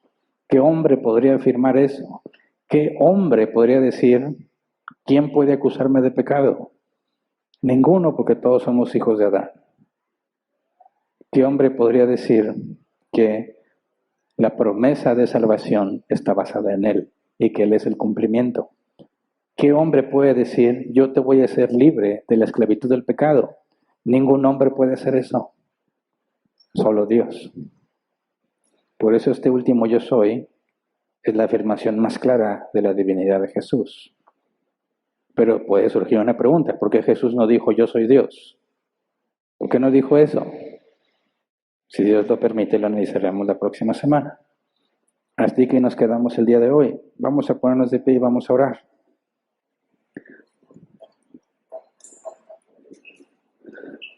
Quisiera que pensemos en esto. Nosotros, cristianos, nos jactamos igual que los judíos que estaban ahí, ¿no? Decimos, nosotros somos hijos de Dios, ¿verdad? No somos como los demás. Somos hijos de Dios, pero ¿qué te diría Jesús bajo el criterio que le puso a los judíos? ¿Cuáles son tus deseos? ¿Cuáles son tus deseos? ¿Qué es lo que deseas?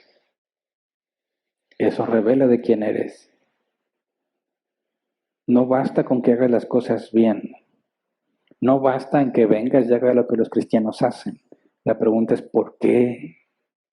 ¿Por qué lo estás haciendo? Sí, va a haber días en que nos obligamos a hacer lo correcto, pero ¿por qué te obligas a hacer lo correcto? ¿Para una recompensa? ¿Para ganarte alguna bendición? ¿Para que Dios te conceda una petición? Eres un necio si piensas así. No puedes hacer nada para merecer algo de Dios. Cuando nos negamos a nosotros mismos y nos obligamos es porque nuestro deseo es hacer lo correcto a los ojos de Dios. Sea que me bendiga o que no me bendiga, que me deje enfermo o que me sane, que solucione mis problemas o no los solucione, no me importa. Y voy a hacer lo que es correcto, eso es lo que deseo. Esa es la esencia del cristiano. No, tengo que hacer lo correcto, si no Dios me va a castigar. No, no entiendes. No entiendes. Tengo que hacer bien en el trabajo para que me dé un aumento. No, no entiendes. No es para un aumento, es para que Dios sea glorificado. Y Él, depende de Él si te dan el aumento o no. Pero si lo que haces, lo haces para obtener algo, en lugar de glorificar a Dios, te estás engañando a ti mismo. Fíjate bien dónde están puestos tus deseos y por qué haces lo que haces. Es un asunto fundamental para todo el que se dice cristiano.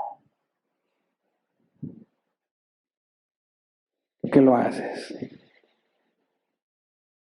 Y si te das cuenta que lo que has estado haciendo es porque te parece lo mejor, porque quieres obtener algo de Dios, la Biblia dice que busques a Dios mientras pueda ser hallado, ¿verdad? Porque aún está abierta la puerta de la gracia para pedir perdón, para pedir que Dios nos cambie, porque esa es la principal motivación en nuestra oración. Haz lo que tú quieras conmigo, Señor. Estos son mis deseos, pero no los hagas si no es lo que tú quieres. Nuestro principal deseo es, hazme hacer tu voluntad. Eso es lo que Jesús dijo cuando enseñó a orar a sus discípulos. Hágase tu voluntad en la tierra como en el cielo. ¿Qué implica? Dios, hazme hacer tu voluntad. Cámbiame. Ayúdame a desear lo que tú deseas y a aborrecer lo que tú aborreces. Que la razón por la que hago las cosas es porque a ti te agrada. Si hay alguna otra razón, no me entregues a mis deseos, porque ese es el problema de la humanidad, tus deseos. Haces lo que más deseas. Ese es el asunto más grave. Señor, quítame todo deseo que no ha sido puesto por ti. Ayúdeme a conocer tu palabra de manera que pueda distinguir entre mis deseos y los tuyos, entre los que tú pusiste y los que son de mi carne, para poder hacerlo. Y luego, Señor, que me permitas entenderlo, dame la capacidad de hacerlo. Por eso hay que orar todos los días, porque todos los días deseamos cosas. Y llegará el día, ya sea que mueras o que Él venga, que tus deseos jamás te serán opuestos. Pero mientras estemos aquí, no puedes bajar la guardia. El mundo hace lo que desea y estamos mucho en contacto con el mundo. Eso es muy peligroso. Empiezas a pensar como ellos piensan, empiezas a ver las cosas como ellos las ven y relajas tus estándares. Dices, es normal, es lo que todos hacen. Si tú eres santo, la propia palabra santo implica que tú fuiste puesto aparte. No eres del mundo, dijo Jesús. Estás en el mundo, pero no eres del mundo. Necesitas alimentarte de la palabra de Dios. Necesitas la comunión con los cristianos. Convivimos mucho con el mundo, mucho. Y eso puede desviarnos. Roguémosle a Dios que valoremos la comunión entre el cuerpo de Cristo, que valoremos el estudio y escudriñar su palabra, y roguémosle que podamos entender lo que Él quiere y nos dé la capacidad de hacer lo que quiere. Así que vamos a orar, Señor. Nuestra mente está llena de tanta basura, tantas ideas equivocadas, filosofías incorrectas. Hay mucho humanismo, hay mucho del mundo en nosotros.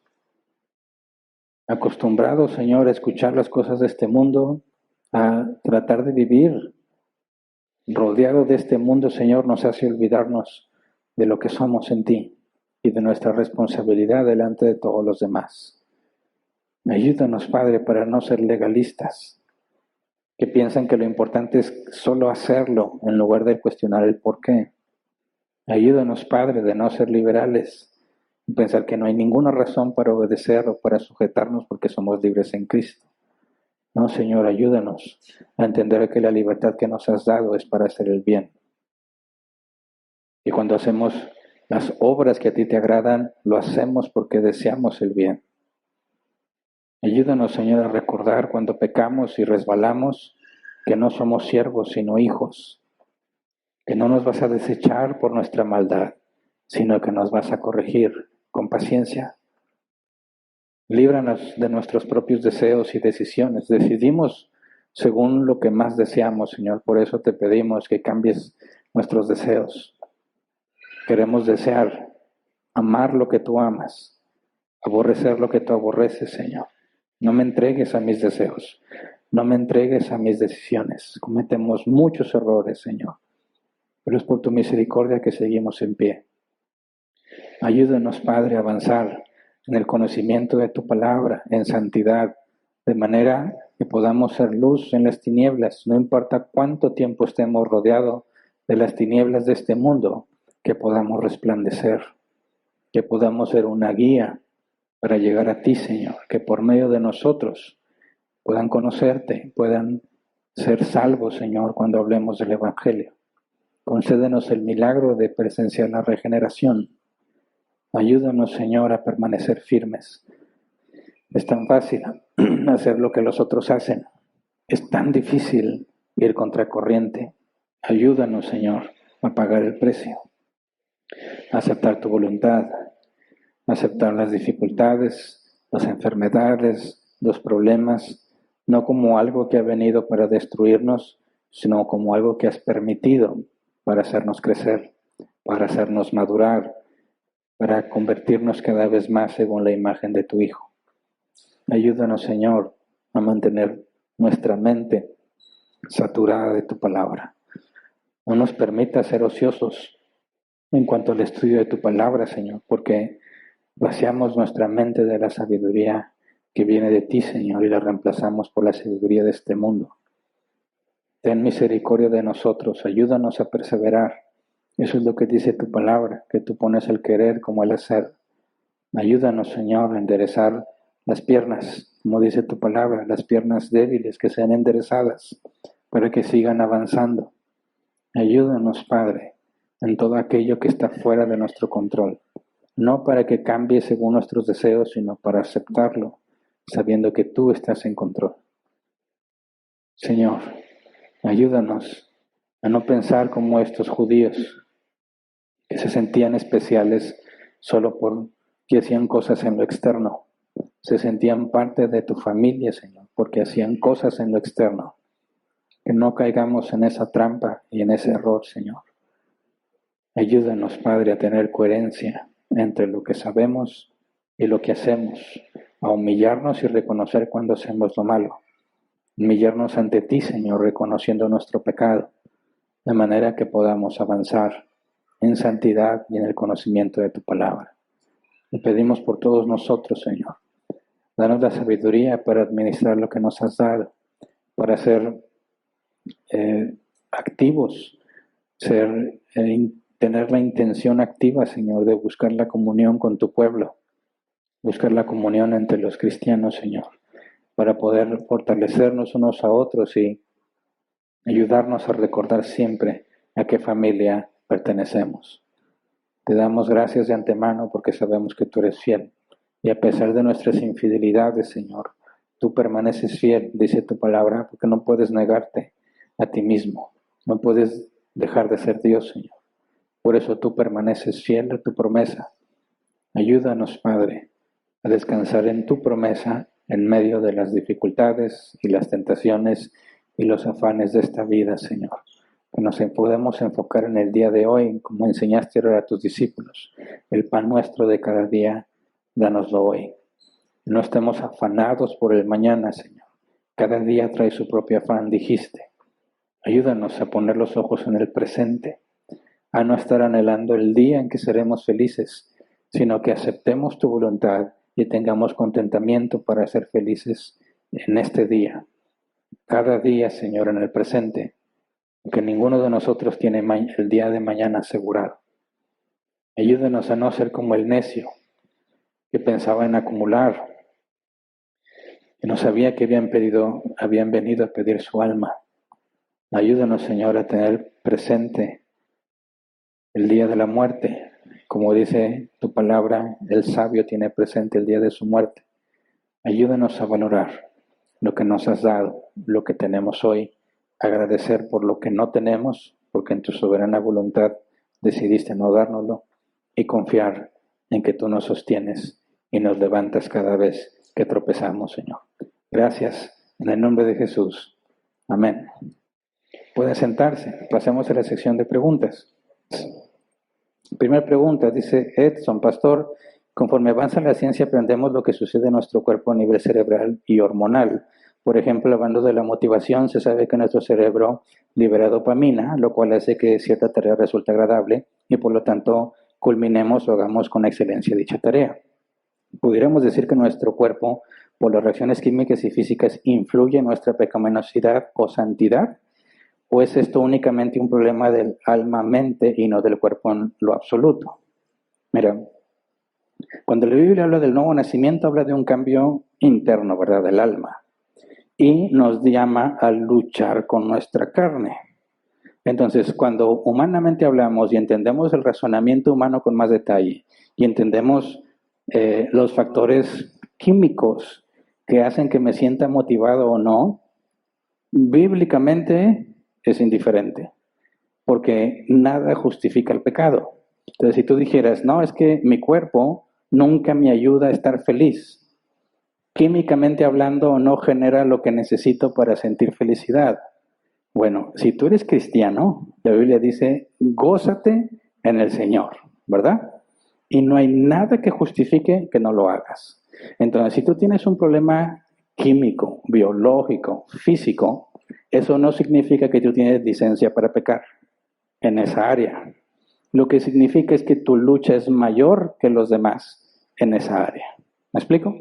Si alguien dijera, yo tengo la tendencia a deprimirme, ¿por eso voy a estar deprimido? No. Como sé que tengo la tendencia a deprimirme, con mayor razón tengo que ponerme a estudiar, a escudriñar y a orar, porque sé que mi cuerpo tiene esa tendencia. Y yo no puedo andar por la vida deprimido. ¿Por qué? Porque eso niega las verdades bíblicas. Entonces tengo que luchar conmigo más que cualquier otro, porque yo tengo esa tendencia física. ¿Me explico? Entonces, cuando empezamos a estudiar o la ciencia avanza en nuestro cuerpo y dice, es que tú tienes un gen que indica que eres muy enojón. Ok, entonces yo ya voy a ser enojón porque tengo ese gen. No, significa que yo tengo que luchar más conmigo mismo para dominar ese gen que quiere que yo siempre esté enojado. La carne es opuesta al espíritu y nuestra lucha debe ser siempre con la carne independientemente de qué carne te tocó, ¿verdad?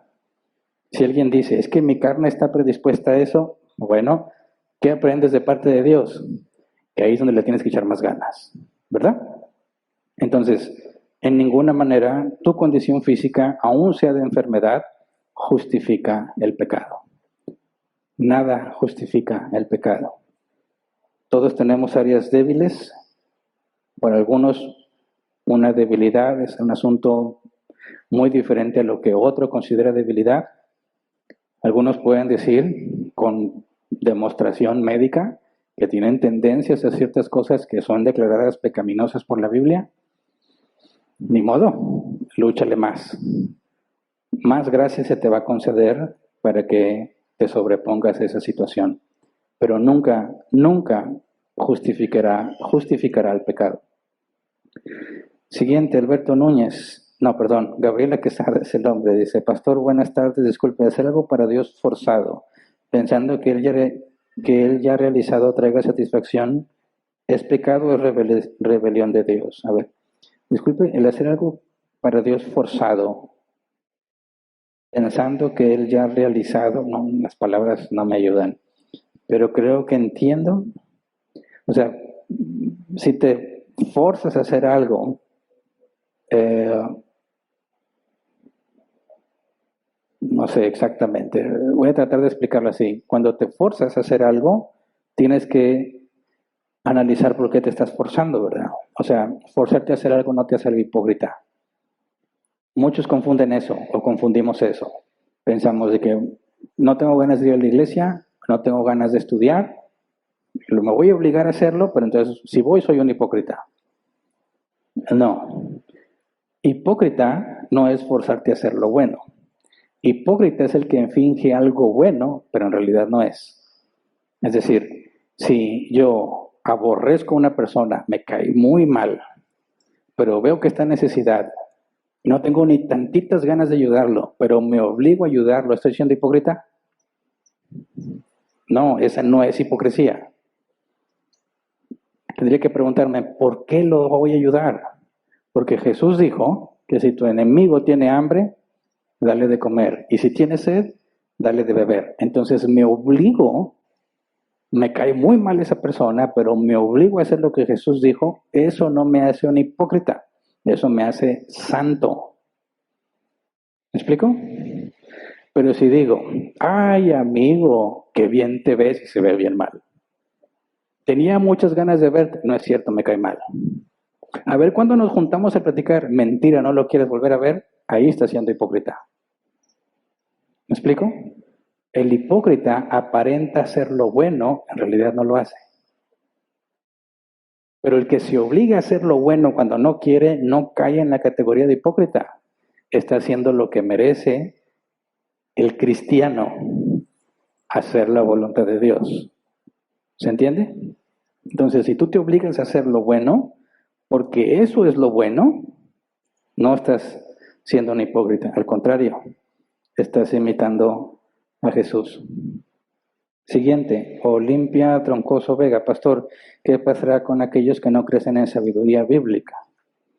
Bueno, Hebreos y el apóstol Pablo mencionan eso. Hebreos dice, debiendo ser ya maestros, son como niños, ¿verdad? Y luego Pablo nos dice que los que son como niños son arrastrados por todo viento de doctrina. El riesgo de no tener sabiduría o de no crecer en la madurez cristiana es que eres seducido por cualquier cosa. Te engañan fácilmente diciéndote cosas mal interpretadas de la Biblia.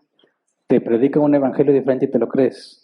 Te desvían sencillamente, sin dificultad, del camino de Dios. Eso te lleva a hacer lo malo. Eso te lleva a desviarte. Y ese es el camino que pone en evidencia a muchos. La Biblia dice, el que piensa estar firme, mire que no caiga. Entonces, el peligro del que es como un niño es que es presa fácil. Y si no, supongamos, es un hijo de Dios, pero es negligente, bueno, se va a perder de muchísimas cosas en la vida cristiana, de ser usado por Dios, de enfrentar dificultades por causas del Evangelio, de sacrificarte a ti mismo imitando a tu Señor. El día de la recompensa sufrirás pérdida. Esas son las consecuencias de ser negligente. Pero el que es diligente va a encontrar problemas, va a aprender a sacrificarse, va a adquirir sabiduría, va a aprender a enfrentar la oposición, etcétera, etcétera. Y todo eso desde la perspectiva bíblica es bueno y es agradable a los ojos de Dios. Si piensas humanamente vas a decir, no, pues mejor me lo ahorro. Pero si piensas desde la perspectiva bíblica de que debes parecerte a tu Señor, es una gran bendición padecer por causa de Cristo. Y así lo vemos en el caso de los apóstoles, ¿verdad? Los maltrataban, los azotaban, los aserraban, los mataban y se sentían agradecidos, dignos de haber sido partícipes de los sufrimientos de Jesús. Siguiente. Yesenia Martínez pregunta, ¿por qué el cristiano de ahora lleva el alimento al mundo y no lo siguen? Y en los tiempos de Jesús la gente seguía a Jesús. Bueno, podemos pensar en distintas razones, ¿verdad? Primero, ¿quién mejor que Jesús para enseñar las cosas de Dios? O sea, aún hoy en día, personas que no reconocen para nada el cristianismo consideran que Jesús fue un gran maestro. De hecho, las enseñanzas de Jesús se metieron en otras religiones, en el budismo, en el taoísmo, si no me equivoco. Conceptos que Jesús enseñó los han metido en otras religiones, aunque niegan a Jesús, porque es innegable la sabiduría que él tenía, aunque no crean lo que Jesús dijo ser. Pero cuando nosotros hablamos lo que Jesús ha dicho, tenemos deficiencias, no somos tan capaces como Jesús. Segundo, es que Jesús tenía un ministerio específico, ¿verdad? Y él tenía milagros y señales que acompañaban su ministerio. A nosotros no se nos ha concedido eso. Nosotros somos como el pescador que tira la red y solo Dios determina si va a haber pesca o no. Tú no tienes control de qué pesca hay en la red, tú nada más avientas la red. Los peces caen en la red según la soberana decisión de Dios. Entonces, si tú te fijas en lo efectivo del ministerio de Pablo, Pablo fue muy efectivo, pero ¿qué tanta gente lo seguía? Casi nadie, ¿verdad? Fíjate bien cómo se establecían las iglesias con poquitas personas. Cuando Pablo habló en el Areópago, el lugar donde los griegos hablaban de su sabiduría y nuevas filosofías, aunque habló ante todos los griegos, unos pocos atendieron el mensaje. Entonces, eso, ¿quiénes responden al mensaje? ¿Quiénes responden al llamado? No es responsabilidad nuestra. Eso es cosa de Dios y de su soberanía. Nuestro llamado es a ser fieles. Entonces, si ahorita tú piensas en un hombre que atraiga a muchas personas y piensas que por eso es exitoso y siervo de Dios, te equivocas. Las masas, fíjate bien, en toda la Biblia, las masas nunca han estado del lado de Dios. Y a pesar de todos los seguidores que tenía Jesús, Jesús mismo le dijo, ustedes no me buscan a mí, vienen porque les doy pan. Y de todos los que seguían a Jesús, ¿cuántos permanecieron fieles? Sin contar a las mujeres de sus discípulos, solo 11. De las multitudes que lo seguían, solo 11. Entonces, el número nunca es un factor bíblico. Nunca. Si decimos, oye, la iglesia está creciendo, qué bueno, pero eso no significa que estamos haciendo un buen trabajo, ¿verdad? El buen trabajo de una iglesia se determina escuchando lo que predica y lo que hace. No te dejes llevar por los números. Siguiente, Sofía V. Entonces somos responsables de nuestro pecado aunque se está bajo servidumbre porque tenemos la capacidad natural de hacer lo bueno. Mira, eres responsable de tu pecado porque tienes la capacidad natural de hacer lo bueno y no lo haces y porque hiciste lo que más deseabas. ¿Me explico? Cuando pecaste, lo hiciste libremente porque lo deseaste. Por eso eres responsable. Ahora dicen, oye, pero yo no tengo la capacidad de hacer lo bueno. Bueno, no la tienes, pero la Biblia dice que si te humillas ante Jesús, Él te puede dar vida eterna. O sea, está el problema. Jesús le dijo, ese es su problema, son esclavos del pecado. Dijo, pero yo les doy vida. Ahí está la solución, ¿verdad? No nada más les dice, ese es su problema y van a ser condenados. Les dice, este es el problema y yo soy la solución. Ese es el Evangelio. Tienes un problema serio del cual no puedes resolver tú mismo, pero tienes el Evangelio. Humíllate y sé salvo. Y si dice no, vas a ser juzgado según tus obras que libremente hiciste. Por eso Jesús dijo, esta es la condenación.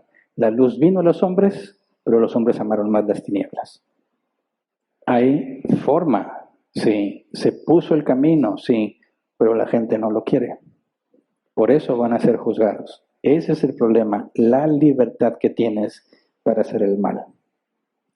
Siguiente, Diana Ruiz. Pastor, buenas tardes. Toma tu cruz y sígueme. Para términos prácticos, ¿puede ser algo semejante a la mortificación y santificación o justificación?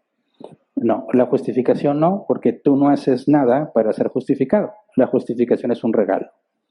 La justicia que es de Cristo se te dio gratuitamente. Mortificación y vivificación, esas sí son tarea nuestra. Y no nada más nuestra, porque es sinergismo. Dios pone el querer como el hacer. Entonces, toma tu cruz y sígueme es, niégate a ti mismo. No hagas lo que tú quieres o lo que te agrada. Haz lo que es correcto a los ojos de Dios. Eso implica que la vida del cristiano es un calvario, ¿verdad? ¿Cuándo Jesús tomó su cruz? Cuando iba a ser sacrificado. La perspectiva del cristiano es, naces de nuevo, vas a cargar tu cruz, como lo hizo Jesús, hasta que mueras. Que desde que tomó la cruz, no terminó su calvario hasta que murió. La promesa es que no estás solo. Él está con nosotros. Por eso el cristiano se tiene que enfrentar al problema de que anhela morir, pero tampoco quiere irse. Es lo que Pablo decía, deseo partir y estar con Cristo, pero también deseo quedarme y bendecirlos a ustedes, decía Pablo. Tenemos familia, tenemos hijos, no nos gustaría dejarlos, pero al mismo tiempo, ¿qué se compara con estar con Cristo? Nada. Entonces, sí, ojalá me muriera, pero no tampoco, ¿verdad? Porque tengo a mi esposa y mis hijos. Cuando un cristiano muere, los cristianos debemos tener estas dos emociones. Feliz por el que se murió, triste por el que se quedó. ¿Verdad? Siguiente, Sergio Navarro. Buenas tardes, pastor. ¿Existe evidencia bíblica para sugerir la mala reputación que tenía María en ese tiempo por el polémico nacimiento de Jesús y afirmar incluso que los judíos sabían que José no era su padre? Si los evangelios fueron escritos después de ese tiempo, mira, tú checas la genealogía según Lucas, dice que Jesús era hijo, según se creía, de José. Y ahí nos da evidencia de que esa era la idea generalizada, ¿verdad? Según se creía de José. Pero la historia de Jesús, de su nacimiento virginal, recordemos que no fue un hecho privado, porque los pastores que fueron a presenciar el nacimiento por el aviso de los ángeles, dice literalmente que fueron a avisarle a todo lo que había pasado. Eso implica que se corrió el rumor de que el Mesías había nacido de una virgen, como era la promesa. Entonces, basado en eso y pasajes como el que leí ahora, ¿verdad? De que ellos dicen que no eran hijos de prostitución, tú puedes checarlo también en los comentarios bíblicos, es una clara señal de una acusación en su contra, ¿verdad? Entonces, no tenemos un versículo que diga, y la gente no creía que María haya concebido virginalmente, pero si tú te encuentras una muchacha embarazada y te dice que no tuvo relaciones sexuales, sino que es un milagro de Dios, ¿le crees? No, ¿verdad? ¿Qué te hace pensar que le creerían a María? Sabemos entonces bíblicamente que no fue secreto. Sabemos que los pastores esparcieron la noticia, así que no debe haber sido un hecho aislado. Y muy probablemente Jesús en esta, no nada más en la ocasión que leímos, pudo haber sido acusado de ser hijo de prostitución. Es todo, se acabó el tiempo, ¿verdad? Y es todo, ¿correcto? Bien, entonces despedimos la transmisión. Faltan todavía algunos avisos que se van a dar fuera de línea. Y si Dios quiere, continuamos la próxima semana. Gracias.